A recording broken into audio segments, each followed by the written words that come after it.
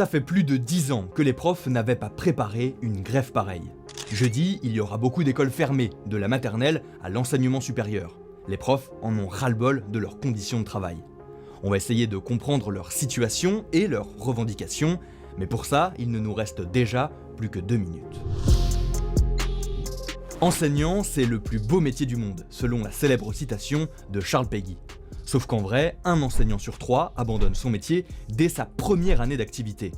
Et l'une des raisons, ce sont des conditions de travail toujours plus difficiles. Beaucoup de collègues, et je parle que ce soit dans mon école ou d'autres enseignants que je côtoie ou que je connais qui sont en arrêt de travail, en burn-out. Des jeunes profs qui abandonnent, des élèves de plus en plus nombreux, ça aggrave la pénurie de professeurs, un phénomène qu'on connaît depuis une trentaine d'années.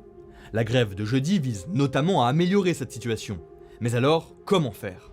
Première revendication des grévistes, rendre le métier plus attractif. Ça passe par exemple par de meilleurs salaires pour les profs. La dernière vraie revalorisation date de 2010. Certains répondent que ça coûterait trop d'argent ou qu'il n'y a pas les sous à disposition. Mais ça ne convainc pas les syndicats. Je pense qu'une société digne de ce nom doit considérer son enseignement et l'éducation comme un investissement et pas comme une colonne coût dans un budget. Une autre priorité des grévistes, c'est un meilleur accompagnement des enseignants pendant leur carrière. Par exemple, instaurer un vrai droit à la déconnexion, ça n'existe pas vraiment chez les profs. Enseigner, c'est aussi accompagner ses élèves en dehors des heures de classe, préparer des cours ou encore corriger des copies. Et puis il y a aussi la fin de carrière, les dernières réformes font travailler les profs plus longtemps.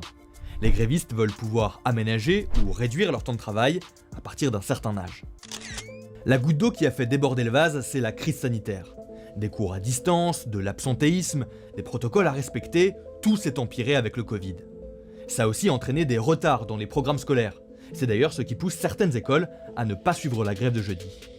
Maintenant, eux, les grévistes, ils attendent un geste de la part du gouvernement de la Fédération Wallonie-Bruxelles. Jeudi, il y aura une rencontre avec les syndicats, un moment crucial où de nouveaux accords doivent être proposés. En attendant, dites-nous en commentaire ce que vous en pensez et si vous comprenez ces revendications et cette grève du personnel de l'enseignement.